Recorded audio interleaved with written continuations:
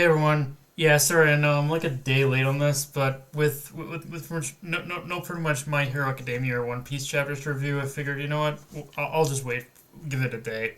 But okay, so a couple things to talk about with this episode. The first being that after being caught by Bonney, Vegapunk reveals a big secret to her, which is that he's been keeping a memory bubble left behind by Kuma in a preserved state, one that is, as we can probably tell, is going to reveal Kuma's secrets that he kept hidden from her. And we all pretty much know what this is. It's pretty much setting up that we're headed into a flashback of Kuma's past. And yeah, as I had said last week, this flashback, more than any other, is very girthy in regards to the scope at which we explore Kuma's past. And yet, the way it's told is done so effectively and effortlessly. But even more than that, one thing I like about the build up to this revelation is that you can tell Vegapunk wasn't running away from Bonnie because he was afraid of getting killed,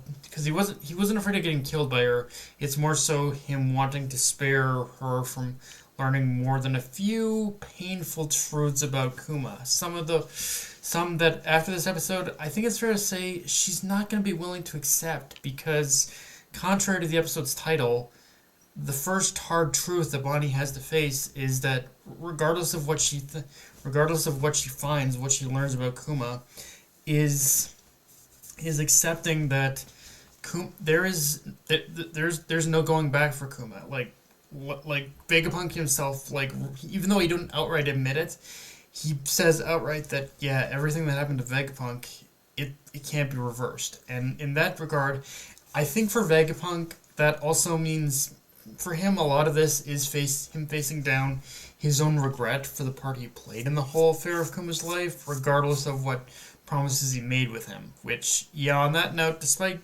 Vegapunk trying to protect Bonnie, just the fact that Kuma did leave that memory bubble behind, I think in itself shows he knew that she would come looking for answers as to what happened to him. Like Kuma, one thing that's always been constant about Kuma is the man doesn't do anything without purpose or reason. He's always planning.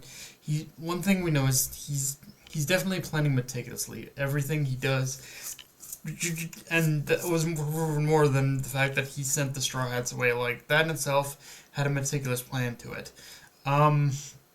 With that said, another big turning point in this episode is that while off on his own adventures, Kid and his crew stumble upon Elbaf, which this is one of those setups that at the time led to one of Oda's more controversial narrative choices with Kid. So I'm not gonna lie, I'll be most curious to see what anime onlys are gonna think about this moment now, because this moment that's about to happen with Kid, because honestly, I think it's honestly gonna be less controversial than when it happened in the manga, simply by virtue of what happened only a couple episodes ago. And on a quick tangent away from that, we get arguably one of Zoro's coldest moments in the series with this episode, which is that in Kaku's attempt to destroy the Sunny, he unintentionally wakes Zoro from his nap. And you do not want to engage in a fight with Zoro while he's asleep, because if you do, he will wake up choosing carnage. Just kind of forget someone like Zoro waking up to choose violence. The moment he wakes up, violence goes out the window in place of carnage. Zoro, once you wake Zoro up from a nap, when he's sleeping, that is like, okay, you completely fucked up, and you're gonna see Zoro go on a beast-like rampage. You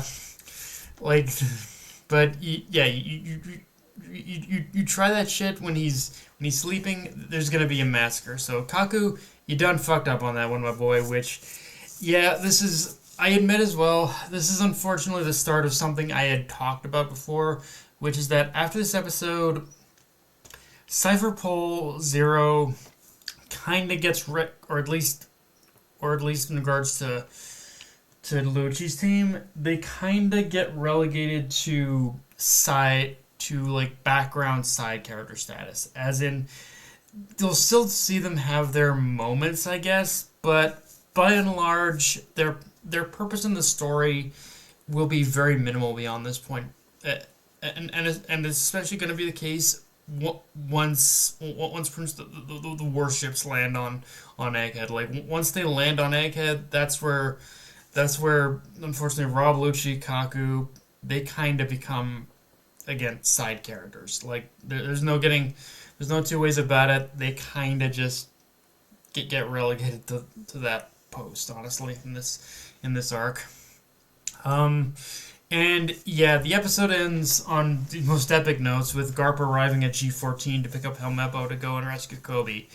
Which, yeah, we still gotta get a few more. We're still gonna get a few more episodes of Egghead before that happens, unfortunately. But this is clearly setting up a plot line of Garp going in and wrecking shop to save Kobe from Blackbeard. Which, yeah, let's just say that scenario, any scenario you can picture in your head of Garp fighting the Blackbeard pirates, is basically all of those scenarios and more jumbled up into one beautiful, glorious, epic package. Like this is Garp's moment where, without giving too much away, this is Garp's moment where he truly shows why he was the only one who could truly go toe to toe with Roger, and like Garp just absolutely does not hold back in this fight that's to come, and yeah, it's just so on point that Garp would say, "Fuck the rules, fuck the protocol. I'm saving Kobe." Like that is such a Garp thing to do. Like it's pure Garp, and I love it.